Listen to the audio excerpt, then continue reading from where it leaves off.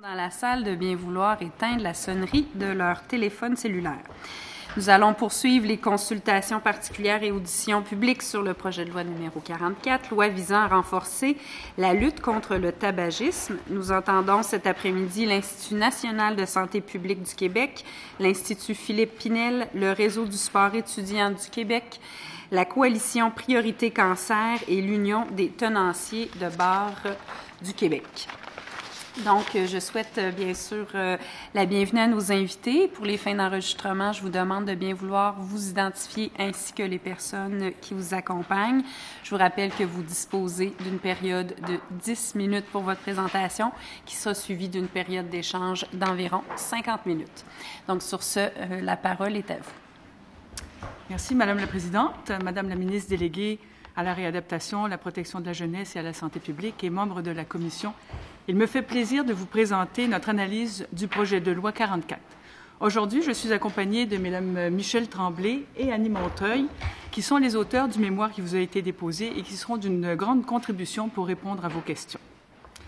D'emblée, je souhaite souligner que l'Institut accueille très favorablement ce projet de loi qui contribuera sans contredit à l'amélioration de la santé de la population québécoise. Rappelons quelques données, juste en introduction. 10 000 Québécois meurent chaque année de maladies dues au tabac. Aujourd'hui, ça veut dire que 27 personnes en décéderont. En plus des fumeurs qui décèdent rapidement des maladies dues au tabac, plusieurs fumeurs et ex-fumeurs souffrent longtemps avant de mourir. Les produits du tabac sont encore sur le marché, malgré les 70 composés chimiques cancérigènes reconnus et la dépendance qu'ils créent. Encore aujourd'hui, 1,4 million de Québécois font l'usage du tabac régulièrement. Examinons dans un premier temps les mesures du projet de loi appuyé par l'Institut national de santé publique. Lors de notre analyse du projet de loi 44, 5 mesures nous apparaissent incontournables. La première concerne l'encadrement de la cigarette électronique. L'Institut considère que la proposition d'élargir le champ d'application de la loi à la cigarette électronique est justifiée. En effet, la cigarette électronique avec nicotine est un produit qui n'est pas approuvé par Santé Canada, mais pourtant accessible au Québec dans plusieurs boutiques et par l'intermédiaire d'Internet. Il est probablement moins dommageable pour la santé que la cigarette pour les fumeurs et est beaucoup utilisé par les fumeurs pour diminuer leur consommation de tabac ou même cesser de fumer. Cependant, elle attire aussi la curiosité des jeunes, qu'ils soient fumeurs ou non fumeurs. À l'heure actuelle, nous ne disposons pas de suffisamment d'études sur ses effets sur la santé à long terme, sur son efficacité réelle pour cesser de fumer, ni sur son impact sur l'usage des produits du tabac par les jeunes. L'encadrement de la cigarette électronique au Québec par la loi est bien fondé et prudent, car cela ferait en sorte d'en interdire la vente aux mineurs, d'interdire la publicité, la promotion et l'étalage, d'interdire l'usage de la cigarette électronique dans les endroits où il est interdit de fumer, tout en permettant aux fumeurs adultes qui désirent utiliser ce produit pour les aider à cesser de fumer, de toujours y avoir accès. Finalement, il serait aussi important de s'assurer que des normes de fabrication soient instaurées pour garantir tant la sécurité que la qualité des dispositifs et de ses différents composants. Deuxièmement, l'interdiction des arômes. L'Institut appuie fortement la mesure proposée visant à interdire la vente des produits du tabac aromatisé, incluant le menthol. Certains additifs permettent de minimiser les désagréments des premières expériences, celles dont on se rappelle, qui souvent est à l'origine de l'initiation de l'habitude tabagique. Le menthol, par exemple, possède des propriétés refroidissantes, anesthésiques, analgésiques, qui modèrent l'irritation due à la fumée du tabac. En 2012-2013, c'est près de 60% des jeunes Québécois de 6e année du primaire et du secondaire qui avaient fait l'usage du tabac au cours du dernier mois, qui avaient utilisé un produit du tabac aromatisé. Le menthol n'est pas visé par la loi canadienne et plusieurs produits y échappent. C'est pourquoi, à l'instar de 5 autres provinces canadiennes, nous appuyons cet article du projet de loi qui interdit tout ajout d'additifs aromatisants, incluant le menthol. Passons aux nouvelles interdictions de fumer qui sont proposées. L'interdiction de fumer dans les véhicules automobiles en présence de mineurs de moins de 16 ans. L'Institut considère que cette mesure est amplement justifiée. La fumée dégagée par 2 cigarettes, lorsque les fenêtres sont fermées, peut générer une exposition à des particules fines qui dépassent les normes dictées par l'OMS. Les particules fines pénètrent profondément dans les poumons et la fumée inclut une multitude de composés qui sont dommageables pour la santé. Ainsi, les enfants peuvent être exposés à des niveaux élevés de particules néfastes pour leur santé, même si le temps passé à l'intérieur du véhicule est relativement court. On sait par ailleurs que le quart des fumeurs québécois fument régulièrement ou à l'occasion dans leur voiture en présence d'enfants. De plus, une mesure législative interdisant de fumer dans les voitures en présence d'enfants est efficace et plus de 8 fumeurs et ex-fumeurs québécois sur 10 appuient déjà une telle mesure. L'interdiction de fumer sur les terrasses. Le projet de loi 44 propose d'interdire complètement de fumer sur les terrasses et les autres aires extérieures exploitées dans le cadre d'une activité commerciale. L'Institut est tout à fait en accord avec une telle mesure. Certaines études démontrent une augmentation de la concentration des composantes néfastes pour la santé dans l'air et le sang des non-fumeurs qui sont exposés à la fumée de tabac sur les terrasses. Lorsqu'on sait que les travailleurs des restaurants et des bars qui servent des clients fumeurs sur une terrasse pendant plusieurs heures et de façon répétée, ces résultats sont préoccupants. Enfin, 7 Québécois sur 10 approuvent une interdiction de fumer sur les terrasses, une mesure en vigueur dans 5 provinces et un territoire canadien déjà. L'interdiction de fumer à 9 mètres de toute porte communiquant avec plusieurs lieux visés par la loi. Au Québec, il est interdit de fumer à l'extérieur, dans un rayon de 9 mètres, des portes de plusieurs lieux, dont les établissements de santé et d'enseignement. Le projet de loi 44 propose d'étendre une telle interdiction à tous les lieux de travail et tous les lieux qui accueillent le public. L'Institut appuie cette mesure. La concentration de particules fines à l'extérieur d'entrées d'édifices, en présence de fumeurs, peut dépasser de 2 fois le niveau de base, ce qui peut être problématique, en particulier pour les personnes souffrant de problèmes respiratoires. Enfin, dans les endroits où il est déjà interdit de fumer à 9 mètres des portes, les fumeurs se rassemblent parfois près des fenêtres qui s'ouvrent et près des entrées d'air. La fumée peut donc pénétrer à l'intérieur de l'édifice. Cette situation paradoxale a d'ailleurs été documentée dans le rapport de mise en œuvre de la loi sur le tabac 2005-2010. C'est pourquoi cette interdiction devrait s'appliquer aussi aux fenêtres qui s'ouvrent et aux entrées d'air. Parlons maintenant des 3 mesures que l'Institut souhaite voir intégrées dans le projet de loi. D'abord, une mesure qui concerne les lieux servant à la garde d'enfants. La loi actuelle interdit de fumer à l'intérieur des lieux servant à la garde d'enfants aux heures où les enfants sont présents. Or, les enfants peuvent être tout de même exposés à des polluants de la fumée du tabac si des personnes fument en dehors des heures d'ouverture.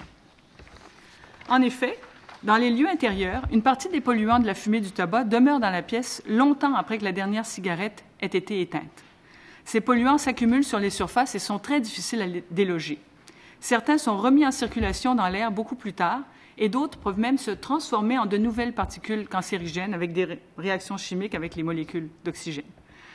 Les enfants sont particulièrement vulnérables lorsqu'ils rampent, qu'ils jouent par terre, qu'ils portent des objets à la bouche et ils peuvent donc respirer ou ingérer ces particules. C'est pourquoi l'Institut estime qu'il devrait être interdit de fumer en tout temps dans ces lieux afin de protéger la santé des tout-petits.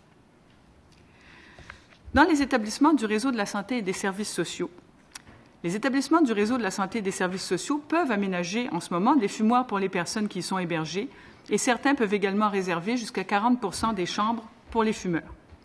Or, selon le rapport de mise en œuvre de la loi sur le tabac, certains fumoirs ne répondent pas aux exigences prévues dans cette loi et les chambres réservées aux fumeurs ne sont pas regroupées.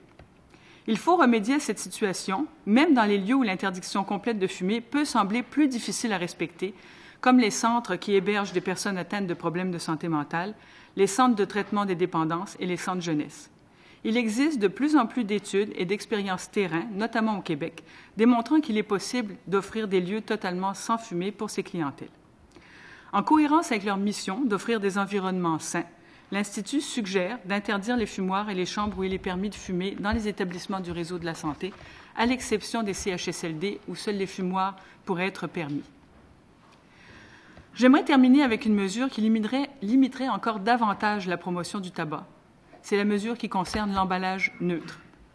Avec la diminution des possibilités de commandite, de publicité, de promotion des produits du tabac, le paquet de cigarettes est devenu un outil promotionnel par excellence, et ce, malgré l'obligation des mises en garde devant atteindre 75% de la surface du paquet. En 2006, le Québec a adopté un décret le liant à la Convention cadre de lutte contre le tabac de l'OMS signée par le Canada. On y prône de limiter ou d'interdire l'utilisation de logos, de couleurs, d'images de marque ou de textes promotionnels sur les emballages. L'Australie a mis en place depuis décembre 2012 l'emballage neutre et certaines études réalisées dans ce pays nous apprennent notamment que les fumeurs perçoivent depuis ce moment leur paquet comme étant moins attrayant et les cigarettes comme étant de qualité moindre. Les gens remarqueraient davantage les messages de mise en garde et l'emballage neutre inciterait plusieurs fumeurs à cesser de fumer. Pour ces différentes raisons, l'Institut réitère sa suggestion déjà émise en 2013 à l'effet d'obliger les compagnies de tabac à présenter leurs produits dans des emballages de format neutre et prédéterminés, de manière à ce que les produits et les emballages ne puissent se distinguer que par les noms de leur marque. Pour conclure, Madame la Présidente, Madame la Ministre, le projet de loi est excellent et nos ajouts visent à protéger encore davantage les jeunes et les non-fumeurs. Merci de votre attention. Merci. Vous avez respecté le temps de manière extraordinaire. Donc, sur ce, nous allons débuter la période d'échange avec la partie gouvernementale pour une période de 22 minutes. Donc, Madame la ministre, la parole est à vous. Merci, Madame la Présidente. Alors, Madame Damestois, Madame Lagu, est-ce qu'elle est là? Oui. Ah, elle est derrière. Madame Tremblay, Madame Montreuil, merci d'être là et d'être venue partager vos connaissances avec nous. Ça va certainement enrichir la bonification du projet de loi parce que vous savez, quand on consulte, c'est pas pour une partie de plaisir, c'est vraiment une consultation, comme je l'ai dit aux gens depuis le début. On entend tous les groupes qui se présentent, ça va aider à bonifier le projet de loi, mais aussi on va lire tous les mémoires. C'est pas tout le monde qui a eu la chance ou le privilège de venir le présenter devant nous, mais on va tous les lire et on va certainement travailler à bonifier le projet de loi. On est en consultation et c'est pour ça. Alors, merci d'être venu. J'ai le goût de tout de suite vous demander, quand vous dites interdiction de fumer sur les terrains de jeu pour enfants, de même que sur les terrains et aménagements sportifs publics permettrait de protéger, etc. Quand vous parlez de lieux publics, qu'est-ce que vous entendez par lieux publics? Ça concerne les parcs, les installations. Jusqu'où vous entrevoyez ce qu'est une propriété, un terrain public? Le terme public, oui. Finalement. Bien, disons, on va commencer par le principe. Le principe étant de suggérer l'ajout de l'interdiction de fumer sur les terrains de jeu, d'abord et avant tout, et autres lieux fréquentés par les jeunes, puisque l'idée en arrière de ça, c'est vraiment la visibilité de l'usage du tabac dans les lieux fréquentés par les jeunes, puisqu'on sait très bien que ce qu'on appelle la norme sociale, donc plus l'usage de la cigarette est visible, plus il est conçu comme étant courant et normal, et c'est un facteur qui est associé à l'initiation au tabagisme chez les jeunes. Et c'est une mesure qui interdirait l'utilisation du tabac dans les terrains de jeu et serait cohérente avec celle qui prévaut déjà sur les terrains des établissements d'enseignement, par exemple. On ne peut pas dire qu'on a été très à fond dans le détail, je dirais, de la nature des endroits qui pourraient être touchés, mais l'esprit en arrière de cette suggestion était celui-ci. Alors, est-ce que mes collègues auraient peut-être quelque chose à rajouter? Bien, c'est une mesure aussi qui est cohérente avec plusieurs autres interventions qui visent à diminuer la visibilité et l'accès au tabac, mais notamment la visibilité, comme l'interdiction d'étalage dans les points de vente, l'interdiction de fumer sur les terrains des écoles, l'interdiction de vente aux mineurs. Donc, il y a plusieurs mesures déjà qui sont en place et qui visent à diminuer l'accès et la visibilité des produits du tabac pour les jeunes. Et ça a été un sujet de discussion au cours de l'été. On a vu souvent des reportages où j'ai entendu, puis j'ai été à même de constater moi-même, derrière chez moi, il y a une cour d'école, et derrière la cour d'école, qu'est-ce qu'il y a? Bien, il y a un parc. Et quand j'ai entendu le reportage à la télé, je me suis dit, c'est vrai. Il y a beaucoup de jeunes qui vont au parc, même en dehors des heures de classe. On fait quoi? Alors, c'est une recommandation que vous nous faites, finalement, de tenir compte du terrain des établissements, mais en tout temps, finalement, pas juste pendant les heures de classe, là. Dès qu'il y a une utilisation par les jeunes d'un espace public, il faut considérer devoir faire en sorte qu'il n'y ait pas de tabagisme, en tout cas, qu'il n'y ait pas personne qui fume. C'est ça? Exactement, oui. On considérait que c'était vraiment important dans les endroits que les jeunes et les enfants, les adolescents et les enfants fréquentent, comme les terrains de jeu, et on pensait aux aménagements sportifs publics. Ça peut inclure les piscines.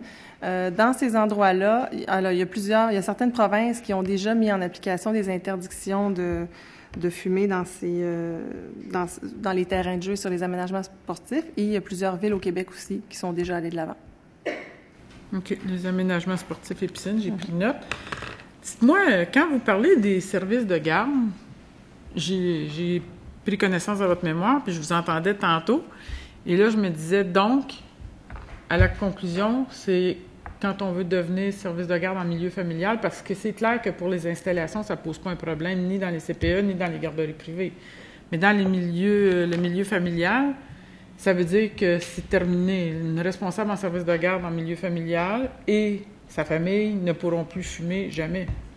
C'est ce que vous souhaitez, du moins, parce que si on ne peut pas fumer sur les lieux, ben c'est clair qu'il faut que toute la famille ne fume pas. Puis j'irais plus loin que ça.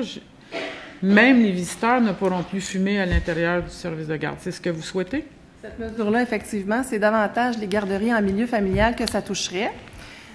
Ils ne pourront plus fumer à l'intérieur de leur maison s'ils veulent être un service de garde. Parce qu'on sait que les résidus de fumée se déposent, s'accumulent, s'incrustent dans les surfaces, incluant les tapis, les meubles, mais aussi sur des surfaces qu'on considère qui sont plus dures, comme les murs, la peinture. C'est très difficile à déloger. Ces substances-là, certaines sont remises en suspension dans l'air et certaines se transforment en nouvelles substances cancérigènes, différentes de celles qui sont présentes dans la fumée.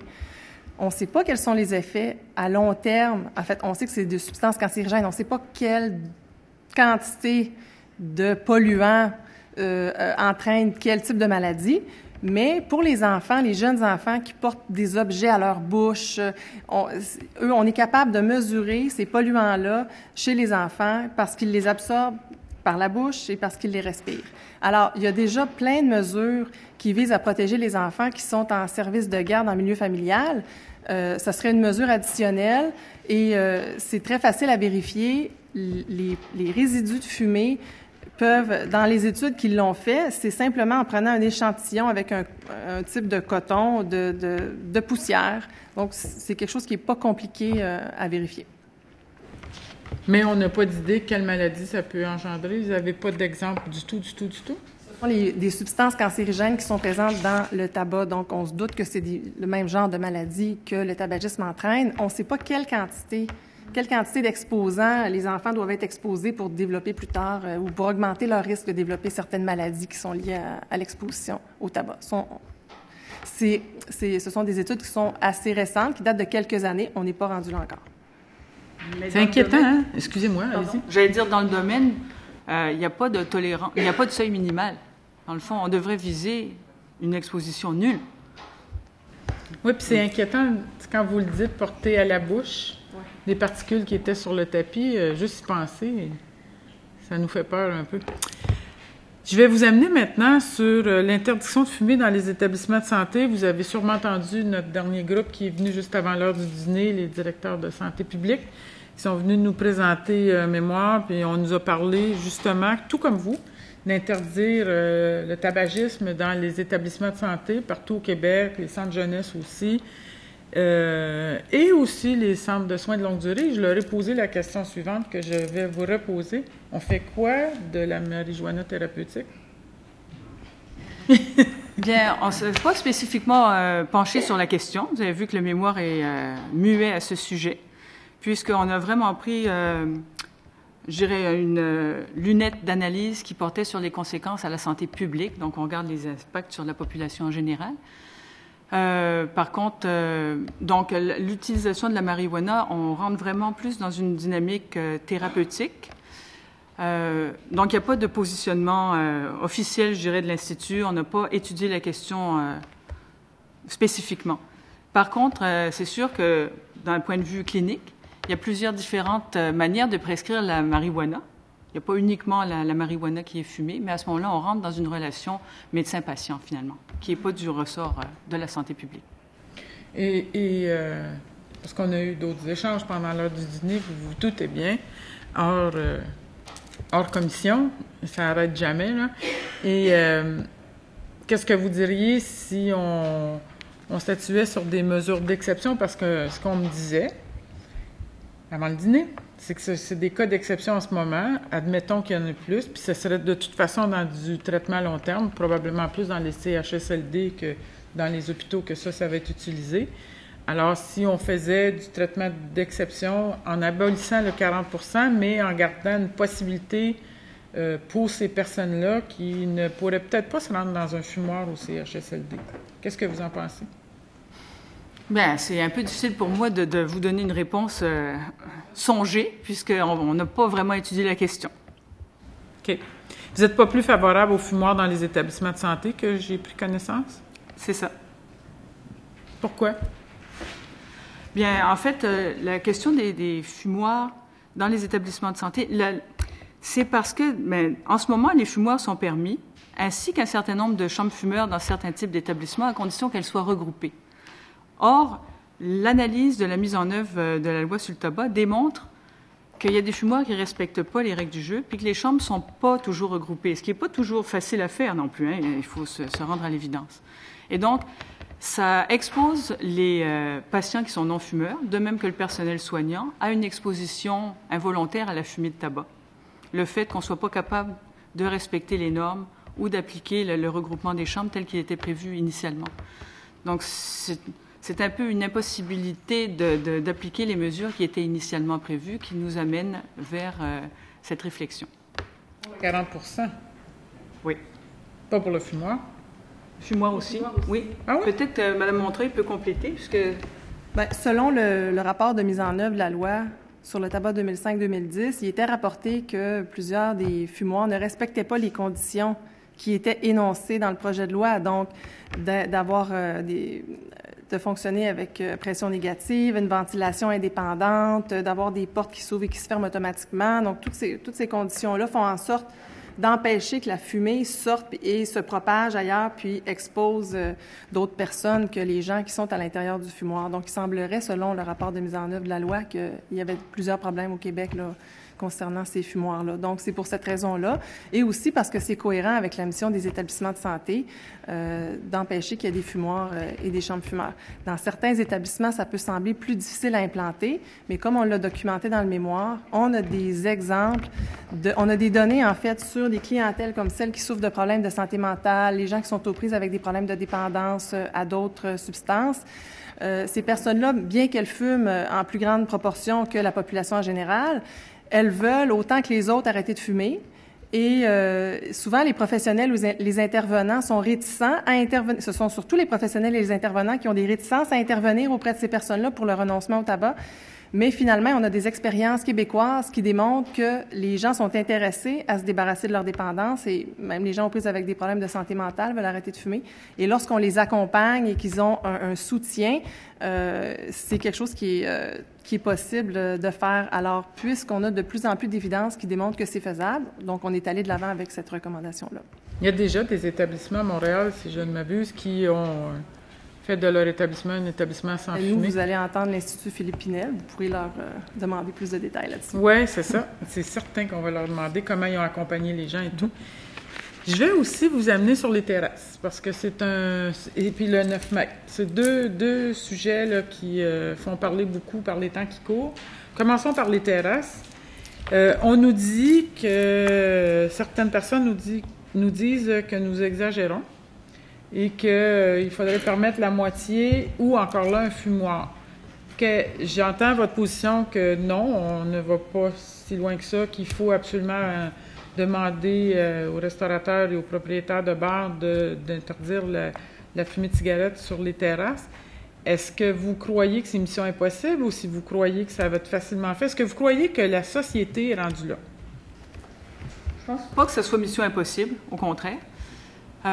Puis la fumée, comme on explique dans le mémoire, la fumée de tabac sur la terrasse, je fais référence au fait qu'on devrait réserver 50%, on pourrait réserver 50% de la terrasse à des fumeurs. La présence des particules fines associées à une cigarette consommée sur une terrasse fait monter les composantes et l'exposition des gens qui sont autour. Ça, c'est un fait. C'est très variable, l'exposition qu'on peut avoir sur une terrasse. Ça dépend du nombre de fumeurs, de comment ils sont assis sur la terrasse, comment le vent tourne, etc. Et donc, l'exposition sur la terrasse pour les clients, soit, mais ce qui nous concerne particulièrement, c'est l'exposition pour les travailleurs qui ont à venir servir les clients de manière répétée pendant de longues heures. Et eux ont une exposition répétée à la fumée secondaire. C'est mission possible, puisque ce ne serait pas la première province au Québec qui appliquerait une telle mesure. Je ne sais pas si mes collègues aimeraient compléter. Bien, on pourrait ajouter qu'on a des données qui démontrent que 70 de la population des Québécois sont d'accord pour interdire de fumer sur une terrasse. Alors, on n'a pas vraiment de raison de croire que ça se passerait pas bien. Quand il a été interdit de fumer à l'intérieur des restaurants et des bars, contrairement à ce qu'on appréhendait, ça s'est bien passé et ça a bien été respecté. Puis aujourd'hui, tout le monde en profite. Est-ce que vous croyez que ça va prendre une surveillance supplémentaire ou si les Québécois et Québécoises sont rendus là? On n'a pas besoin d'une police pour se faire dire « non, tu ne peux pas fumer ». Si on met l'affichage, si on dit aux gens « maintenant, la loi, c'est que tu ne peux plus fumer sur une terrasse », pensez-vous que ça prend absolument quelqu'un pour aller vous dire « non, allez fumer en dehors de la terrasse ». Bien, je pense que pour ces mesures-là, on peut sûrement s'inspirer de ce qui a été fait dans les autres provinces. Donc, ils peuvent nous indiquer s'il y a des mesures peu coûteuses, faciles à implanter, qui facilitent le respect de la loi. Par exemple, dans d'autres, je pense à d'autres contextes, là, mais dans les immeubles résidentiels, le fait de mettre des affiches qui indiquent ici c'est interdit de fumer, bien, ça donne plus de légitimité aux non-fumeurs de dire, bien, regardez, vous pouvez pas fumer ici parce qu'il y a une affiche. Alors, comparativement à quand il n'y a pas d'affichage comme ça. Donc, ça, c'est une mesure qui est relativement peu coûteuse puis qui peut faciliter l'implantation, incluant la participation des autres personnes là, pour faire respecter la loi. 7 Québécois sur 10 se disent déjà en faveur.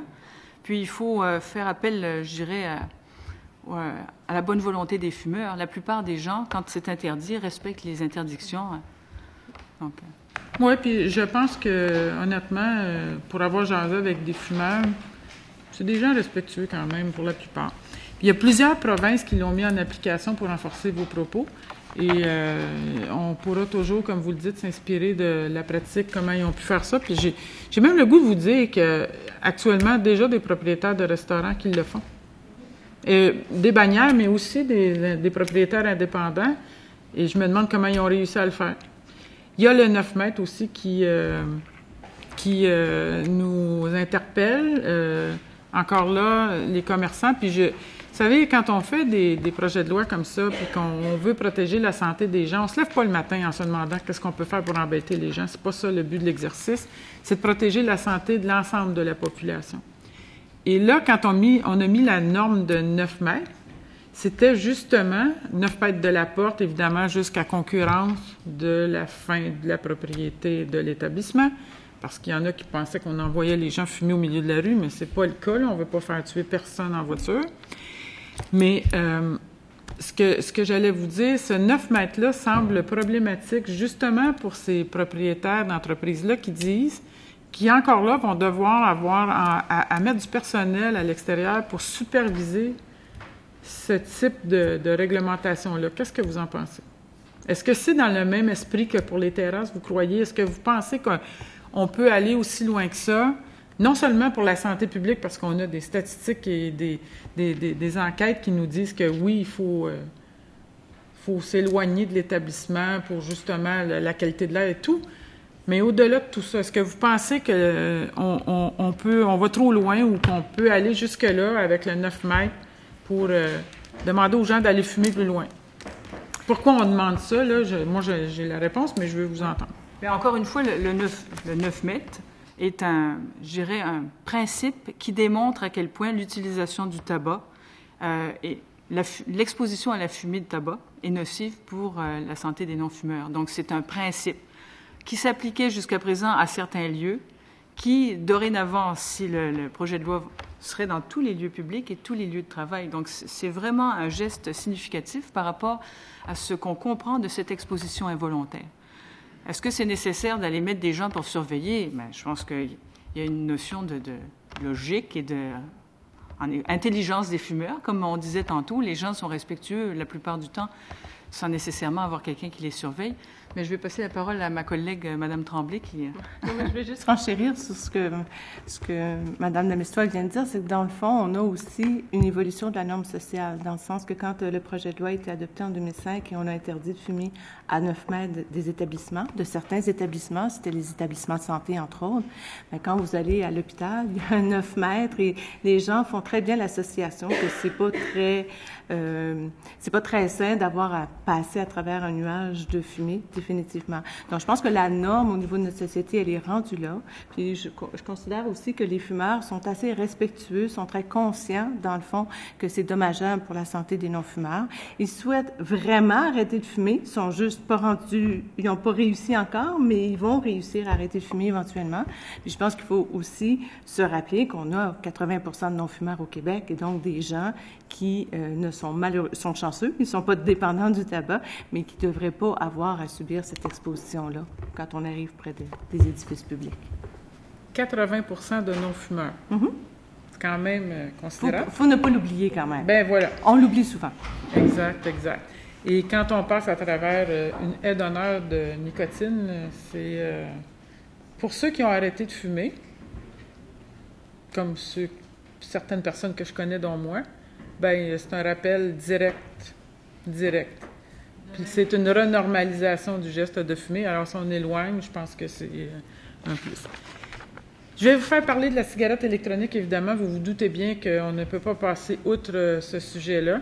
Et ça va même m'amener à parler de l'Institut national de santé publique, dans le sens où votre mission, vous allez chercher vos données où? Votre mission, c'est exactement quoi? Puis quand on parle de cigarette électronique en ce moment, on passe notre temps à dire qu'il n'y a pas d'études, puis vous savez comme moi qu'il y a un principe en santé publique qui dit que quand on n'a pas d'études concluantes à long terme, il y a un principe de précaution. Alors, c'est pour ça qu'on a encadré la cigarette électronique comme elle l'est en ce moment. On l'a amalgamé avec les produits du tabac. Il y a les mêmes usages, les mêmes interdictions, les mêmes points de vente, les mêmes conséquences et dans la vente, où on peut l'utiliser, à qui on peut vendre, etc. J'aimerais ça vous entendre sur, on a laissé le choix des saveurs, mais on s'est gardé une porte ouverte qui, par règlement, nous permettrait, si on s'aperçoit qu'il y a une petite dérive, que les jeunes se mettraient à fumer ça ou que la prévalence au tabac augmenterait pour l'ensemble de la population, parce que ça serait une passerelle, bien que nous puissions réglementer pour justement interdire les saveurs plus tard. Ça, c'est le premier élément. Le deuxième élément, je veux que vous me parliez des études concluantes.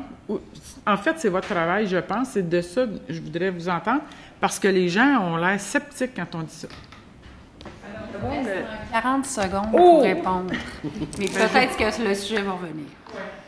Je vais aller sur la mission de l'Institut national de santé publique. Donc, nous sommes le centre d'expertise et de référence en santé publique au Québec. Et notre mission est de documenter avec la littérature scientifique pour aider les décideurs à prendre leurs décisions qui ont des impacts sur la santé publique. Donc, qu'est-ce qu'on connaît? Qu'est-ce que la science nous dit qu'il faut faire ou qui fonctionne? Qu'est-ce que la science nous dit qui ne fonctionne pas? Et qu'est-ce qu'on ne connaît pas? Et dans le domaine de la cigarette électronique, il y a beaucoup d'incertitudes, encore aujourd'hui. Il y a certaines études qui émergent, notamment par rapport à l'efficacité de la cigarette électronique pour aider les fumeurs à cesser. Mais il y a seulement 2 études qui ont été faites de manière rigoureuse, qui commencent à examiner cette question. Donc, c'est très insuffisant avant de conclure définitivement. Et il y a certains éléments d'études qui nous laissent présumer qu'il pourrait y avoir un lien, chez les jeunes en particulier, entre l'utilisation de la cigarette électronique et une utilisation éventuelle de la cigarette traditionnelle, ou disons un intérêt. Mais on n'a pas encore suffisamment de données pour être en mesure d'affirmer qu'il y a vraiment un lien de cause à effet. Mais il y a quand même des doutes, des incertitudes qui nous font croire que ce que vous avez mis de l'avant, qui est une approche très prudente, surtout par rapport à l'attrait que la cigarette électronique a envers les jeunes, c'est une mesure qui nous semble très prometteuse. Je vous remercie. Je vous remercie. On doit cesser ici, mais peut-être que ça va revenir. Donc, je cède maintenant la parole pour une période de 13 minutes à l'opposition officielle. Merci, Madame la Présidente, Dr Damstois, Dr Lagu, Dr Tremblay, Madame Montreuil, merci d'être là. Effectivement, vous avez fait un travail de recension scientifique important. Je vais vous parler de plusieurs sujets, mais d'abord d'un élément qui est absent du projet de loi, qui est l'emballage neutre ou standardisé.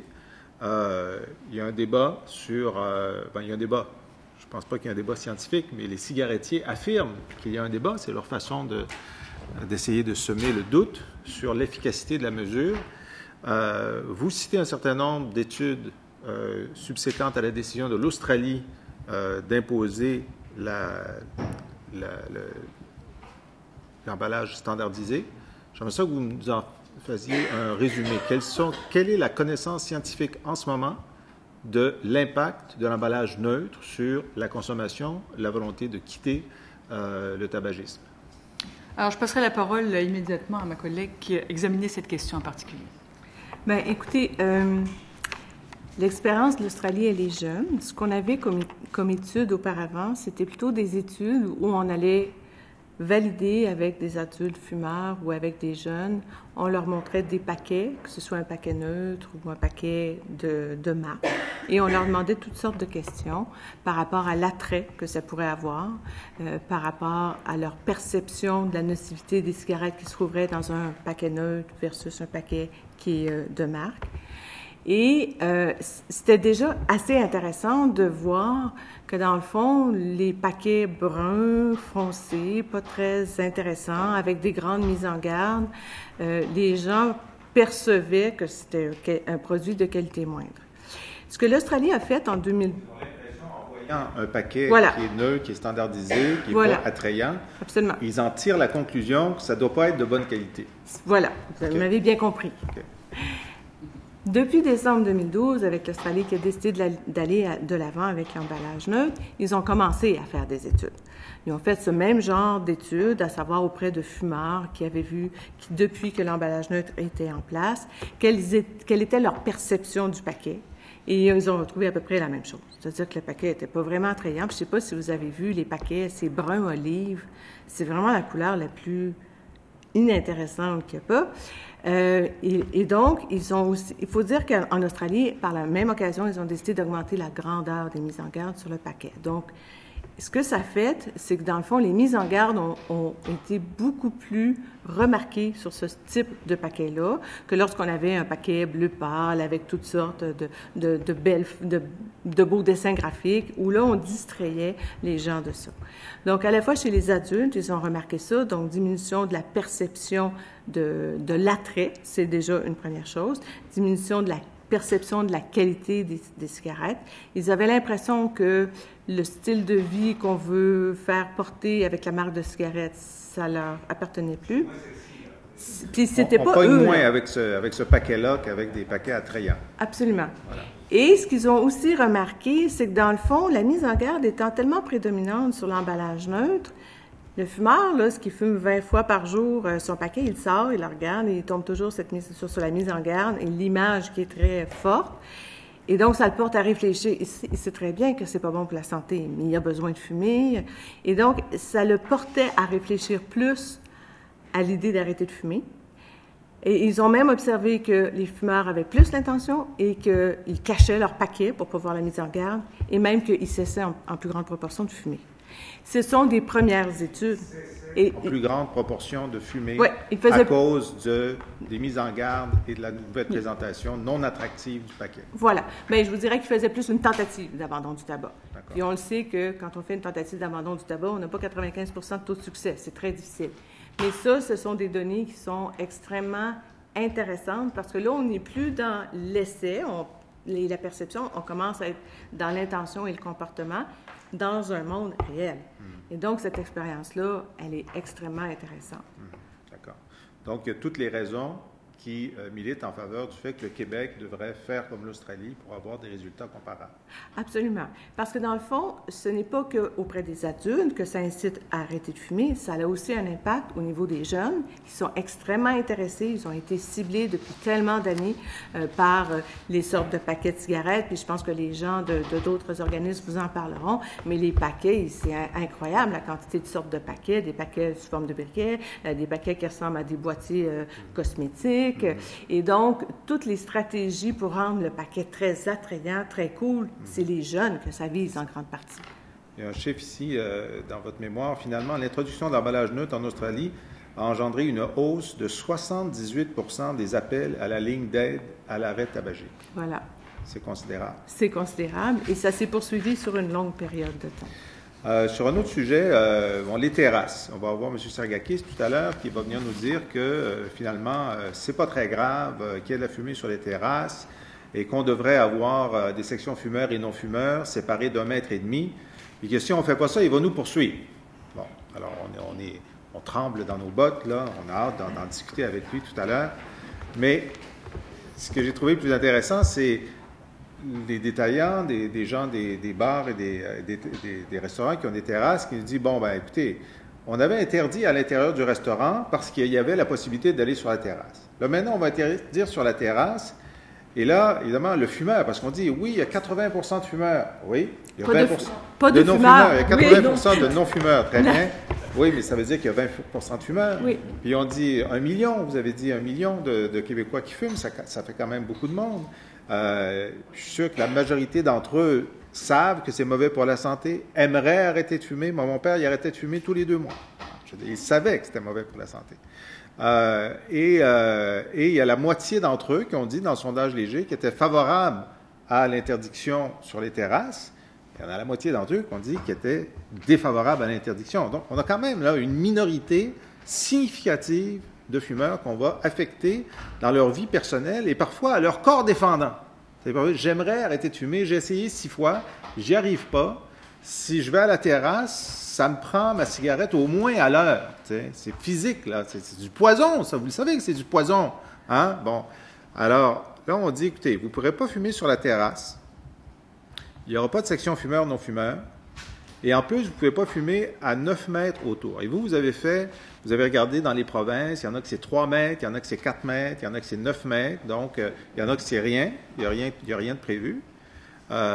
Sauf que dans plusieurs cas, on va avoir une situation où, sur la Grande Allée ou sur la rue Crescent, c'est des terrasses une à côté de l'autre et qui donnent directement sur la rue. Et donc, les fumeurs vont se mettre sur le trottoir où c'est pas interdit et il va y avoir des amas de fumeurs à côté des terrasses. Comment on résout ce problème-là? Bien, d'abord, je voudrais à la proposition de mettre des zones fumeurs et non-fumeurs. Ce que les études démontrent, c'est d'abord que l'exposition aux particules fines, on est capable de la mesurer même dans un lieu extérieur comme une terrasse. Les seuils dépassent pas toujours les conditions qui sont c'est-à-dire les normes des organismes de santé comme l'OMS, mais il reste quand même qu'on est capable de déceler chez les gens dans l'air, les tests qui sont faits avec des machines dans l'air, mais aussi dans le sang puis la salive des non-fumeurs exposés, qui a une augmentation. On est capable de déceler les biomarqueurs de l'exposition à la fumée de tabac chez eux. Ouais. C'est hautement variable selon le vent, selon le nombre de fumeurs, la proximité de fumeurs, l'endroit où la terrasse est placée. Est-ce qu'on est au centre-ville avec des gratte-ciels ou on est dans un club de golf? Donc, ça va faire une énorme différence sur la quantité. Puis, au niveau des moyennes, entre toutes ces différentes conditions-là, on est quand même capable de déceler une augmentation des marqueurs de l'exposition à la fumée. On est capable de la mesurer. Alors, l'idée de faire une zone fumeur et non-fumeur sur la terrasse, étant donné que la fumée voyage comme ça, je veux dire, ça ne fonctionne pas à l'intérieur, ça ne fonctionne pas plus à l'extérieur, donc ce serait une mesure inutile, en fait. D'accord. Les fumeurs, 6 mois par année, quand c'est l'hiver, ils ne vont pas sur la terrasse.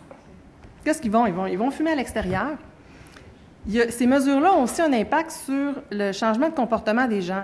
Rappelez-vous, en 2005, lorsqu'il était interdit de fumer à l'intérieur des restaurants et des bars, à l'Institut, on a fait une étude, on a suivi on les a pas suivis, on les a interrogés, on les a interviewés au téléphone, un groupe de fumeurs, une cohorte de fumeurs et d'anciens fumeurs récents qu'on a appelés 1 mois avant l'interdiction et un an et demi après. Et ce qui est ressorti de ce sondage-là, c'est que, notamment pour les restaurants, la moitié des fumeurs qui fumaient avant au restaurant à l'intérieur, la moitié ne fumaient plus quand ils allaient au restaurant. Donc, ils ne prenaient même pas la peine de sortir pour aller fumer. Ils ne fumaient plus. D'accord. Puis l'autre moitié continuait à fumer. Dans les bars, c'était plus élevé, mais les gens sortaient, puis on voyait qu'ils fumaient un moins grand nombre de cigarettes, mais ils allaient fumer dehors. Et puis... D'accord, mais dans l'état actuel du projet de loi, sur Grande Allée ou sur Crescent ou sur Mont-Royal, où il y a des terrasses une à côté de l'autre, l'endroit où les fumeurs pourraient fumer, c'est sur la voie publique. C'est problématique. C'est problématique, mais ça ne veut pas dire que c'est impossible à faire. Puis s'il y a plusieurs autres provinces qui ont réussi, d'autres grandes villes à travers le Canada ont réussi. Montréal, Québec, c'est parmi les dernières grandes villes où c'est pas interdit de fumer sur les terrasses. Alors, il y a sûrement moyen Nous, on n'a pas regardé cet élément-là dans notre mémoire, mais si on regarde un peu ce qui se fait autour de nous, on peut sûrement aller puiser dans les expériences des autres provinces pour trouver des façons de rendre ça faisable. Très bien. Ça m'intéresse beaucoup parce que si on disait que le 9 mètres s'applique à l'espace public, ben là, la Grande Allée serait complètement une rue non-fumeur, tout simplement. Vous dites que ça serait une bonne chose. Oui, un trottoir, mais c'est parce que justement, si tu as 3 fumeurs qui vont sur le trottoir de la Grande Allée et qui fument à côté de la terrasse qui est non-fumeur, ben c'est comme s'il y avait une section fumeur dans la terrasse parce que l'exposition à la cigarette est la même. Pardon? Je serais portée à vous dire que les fumeurs, oui, quand ils fument un paquet par jour, vont avoir des fortes envies de fumer de façon régulière aux heures, mais il y a des gens qui se promènent en avion pendant 6, 7, 8 heures. Alors, il y a possibilité de se retrouver dans une situation sans avoir à aller fumer aux heures. Il y aurait sûrement des alternatives qu'ils pourraient utiliser si le manque est trop grand. Et je ne suis pas certaine que les gens vont passer des 5-6 heures sur les terrasses non plus. Puis souvent, quand on est au resto, on peut en passer 2 heures. Les gens vont fumer dehors une cigarette puis ils reviennent. Oui, mais on sait que les fumeurs sortent par -20 pour aller fumer. Oui. Alors, ils sont résilients. C'est clair. Sur la question des espaces sportifs, je suis un peu scandalisé d'apprendre en vous lisant qu'on peut fumer à la pataugeoire en ce moment, sauf dans le Côte-Saint-Luc, qui semble être un des endroits au Québec où on dit, ben non, dans les parcs, dans les pataugeoires, etc., on n'a pas le droit de fumer, y compris à 9 mètres des pataugeoires. Alors donc, je suis tout à fait d'accord avec vous. Je fréquente des pataugeoires compte tenu de l'âge de mes enfants, mais je n'ai jamais vu personne fumer. Alors, je pense que ça devrait devenir une règle générale. En ce moment, la loi interdit l'utilisation de cigarettes dans les espaces sportifs fermés, mais pas les espaces ouverts, comme le stade Saputo ou le stade Molson. Est-ce que vous proposez que même dans des endroits sportifs ouverts, ce soit interdit? Je vous demande une réponse en 15 secondes. Oui ou non? Ce qu'on propose... Oui. Oui, ça, sur quoi on s'est penché, on pensait plus aux endroits publics de jeux qui s'adressent aux jeunes et aux adolescents. On avait vraiment la perspective de diminuer l'exposition sociale des jeunes et des adolescents parce qu'on sait que ça entraîne une augmentation de l'initiation au tabagisme, puis que c'est cohérent avec plein d'autres mesures qui sont déjà en place pour diminuer la visibilité du tabac pour les jeunes. Merci beaucoup. Alors, je vais maintenant céder la parole au deuxième groupe d'opposition pour une période de 9 minutes. Monsieur le député de Groux. Merci, Madame la Présidente. Bonjour, Madame. Alors, j'aime bien le débat au niveau des terrasses, puis on va y revenir tantôt. J'ai une question peut-être un peu plus pragmatique pour l'instant, plutôt que sociale, au niveau comportemental social. Alors, vous avez mentionné que vous suggéreriez un 8 heures précédant l'ouverture d'une garderie pour éviter qu'il y ait de la fumée et la toxicité que cela peut avoir. Également, ce qui s'imprègne au niveau des objets pour les enfants qui ont ça dans leur bouche, le risque que ça peut avoir au niveau de la santé, qui pour l'instant est inconnu. Alors, dans un mémoire qu'on a reçu plutôt, on n'en avait pas fait état, le mémoire venait de la Fondation des maladies du cœur. Alors, je vais juste vous lire un petit paragraphe qui disait que même après que la fumée se soit estompée, ces substances toxiques, j'ai bien dit, puis là, il n'y a pas de doute, c'est toxique, peuvent se retrouver sur les surfaces environnantes. Un effet appelé fumée tertiaire. Alors, c'est un concept qu'on ne connaissait pas. On a fumée secondaire, mais là, on parle de fumée tertiaire. Alors, une étude a été publiée dans la revue Pediatrics et il nous apprend que plusieurs personnes ne sont pas conscientes de ce problème. Alors, nous savons que certaines composantes de cette fumée tertiaire sont toxiques. Alors, les résidus de quelques 250 métaux, substances chimiques et autres éléments toxiques contenus dans la fumée de cigarette s'incrustent dans les meubles, les teintures, les tapis et les autres surfaces et ils demeurent longtemps après que la fumée se soit dissipée. Alors, ça peut s'appliquer à une garderie. Mais je vais faire l'avocat du diable, puis je vais parler de l'automobile. Alors, quand les gens fument dans l'auto, là, on parle d'interdire que les gens fument alors que leurs enfants sont dans l'auto. Mais vous savez, les gens fument même quand les enfants ne sont pas là. Il y a des conséquences à ça. Il y a des tissus dans les autos. Alors, ça absorbe la fumée, puis ça reste là. Puis même les gens peuvent avoir fumé, et quelques minutes après, tout le monde embarque dans l'auto et on part. Donc, il y a de la boucane encore en suspens. Alors, est-ce qu'on ne devrait pas, de ce côté-là aussi, envisager d'interdire de fumer un certain temps avant que des enfants entrent dans l'auto, finalement? Bon, alors, je vous dirais, il faut commencer quelque part. Et en ce moment, à l'intérieur des véhicules automobiles, donc ça, c'est bien démontré que la concentration des composés toxiques associés à la fumée secondaire peuvent augmenter très rapidement dans une voiture, surtout quand les fenêtres sont fermées. Puis au Québec, les fenêtres, elles sont fermées souvent. Et c'est cette exposition de courte durée à des niveaux très intenses qui nous préoccupe en ce moment. Et en ce moment, il n'y a rien pour protéger les enfants de cette exposition-là. Par contre, vous avez raison. C'est-à-dire que l'utilisation de la cigarette dans un milieu fermé comme une voiture, c'est sûr que ça fait des composants qui se déposent. Puis c'est sûr qu'il y a une exposition à la fumée tertiaire aussi. Mais commençons par ce qui est déjà le plus nocif, le plus flagrant. Et dans le cas de l'exposition des enfants de moins de 16 ans à l'intérieur d'un véhicule automobile, le Québec est la dernière province à se pencher sur cette mesure. 1. 2. L'exposition des enfants à des produits de fumée tertiaire à l'intérieur d'un véhicule est pas mal moins grande en durée que l'exposition que des enfants dans une garderie qui passent jour après jour l'entièreté de leur journée. Ça atteint un niveau d'exposition plus grand. Les enfants sont dans la garderie toute la journée, tous les jours, et ont des activités qui font en sorte qu'ils ingèrent les particules. Je ne dis pas que c'est vrai, éventuellement dans la voiture, vous avez raison, mais en niveau si on a à prioriser les interventions, l'exposition à la fumée secondaire à l'intérieur du véhicule est vraiment celle qu'on devrait prioriser, d'autant plus qu'on est la dernière province à mettre une telle mesure de l'avant. Vous avez dit à l'intérieur des véhicules qu'on devrait prioriser. C'est-à-dire le fait de fumer lorsque les enfants sont à l'intérieur de la voiture. D'accord. Ouais. Alors, vous dites que le risque serait moins grand dans l'auto parce que les enfants, ils sont moins longtemps. J'en conviens qu'ils sont généralement moins longtemps dans une auto, quoique parfois on peut faire des longs voyages en voiture. Alors, dans une garderie, les espaces, par contre, sont beaucoup plus grands pour que la cigarette puisse se diluer. Dans une voiture, c'est concentré comme espace. Alors, j'aimerais que, j'apprécierais si vous pouvez m'indiquer le risque de toxicité dans un espace restreint, alors que, je me souviens, en fait, ma jeunesse, on était 6 chez moi. Et les 5 autres fumaient, dans l'auto, évidemment, moi, je ne fumais pas. Mon père est mort du cancer, ma mère a fait de l'emphysème, puis il n'en reste pas longtemps. Alors, je m'attends à ce que moi aussi, un jour, j'écope de ça. Alors, qu'est-ce qu'on peut faire pour que les jeunes d'aujourd'hui n'écopent pas de ça? Alors, parce qu'à mon avis, il y a une concentration importante de boucan, puis les gens, souvent, fument 1, 2, puis 3 paquets par jour, là, bien souvent, puis je l'ai vécu. Alors, de la boucan, il y en avait dans l'auto, puis il y en a encore dans les autos, encore, de gens qui fument beaucoup. Donc, des enfants affectés par ça. Et on parle au niveau de la vapoteuse, il y a une faible toxicité. On fait une comparaison. Dans une auto, la toxicité, une fois que les gens ne fument plus, est-ce qu'elle pourrait être équivalente à une vapoteuse, à la limite? Est-ce qu'une vapotée serait moins pire que de retrouver un enfant dans une auto alors que les gens ont fumé beaucoup puis qu'il y a de la toxicité qui demeure là? Je vais passer la parole à ma collègue. On va commencer par votre dernière question.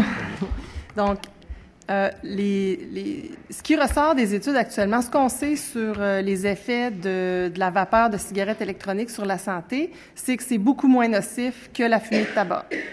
C'est quand même pas un produit inoffensif, mais il y a beaucoup moins de substances toxiques que dans la fumée de tabac. Quels sont les effets à long terme ou quelle quantité ça prend pour entraîner... Ça, on ne le sait pas encore. Il est trop tôt.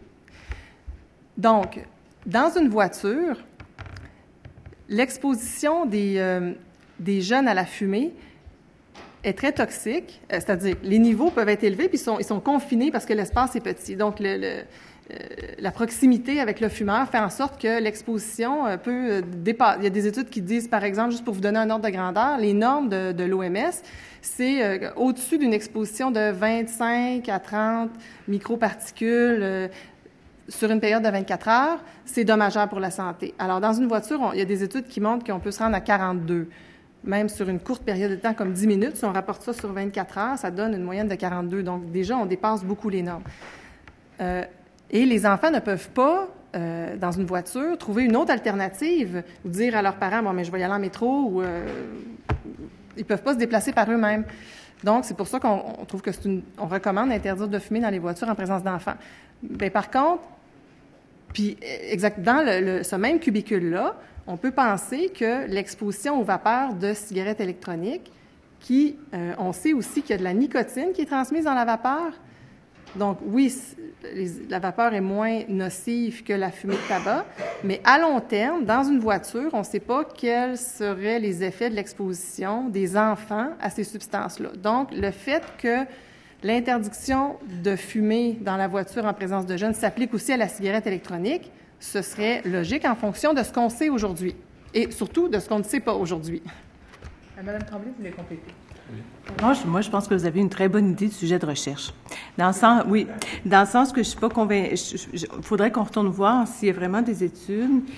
Maintenant qu'on interdit de fumer de plus en plus dans les voitures, ça serait intéressant d'aller mesurer effectivement le taux de composantes toxiques qui demeurent quand on ne fume pas en présence d'enfants, mais qui demeurent dans les tissus de voiture. Je trouve que il me semble que c'est une excellente, mais je crois pas qu'on ait les données pour l'instant pour pouvoir comparer si ça, c'est plus nocif que, par exemple, à l'intérieur de milieux de garderie. Mais je pense que c'est une excellente idée, mais je serais portée à dire, comme Dr. Damessois, que dans le fond, déjà d'interdire de fumer en présence d'enfants dans les voitures, c'est une première étape. Puis effectivement, peut-être que dans quelques années, on sera rendu à une autre étape où là, on suggérera très fortement aux gens de ne jamais fumer dans leur voiture à cause des composantes qui demeurent très longtemps et qui seraient respirées par des gens qui ne fument pas. Moi, je trouve que c'est une très bonne idée de recherche. Merci. Bon, alors, je vous remercie. Il reste 20 secondes. Est-ce que vous pouvez être très rapide? Non, en fait, j'ai pas de question de 20 secondes. Je peux laisser aller. Pas de commentaire, désolée. C'est rapide. Donc, écoutez, je vous remercie beaucoup à vous trois pour une présentation très intéressante. Et sur ce, je vais suspendre les travaux quelques instants et demander au prochain groupe de prendre place, s'il vous plaît.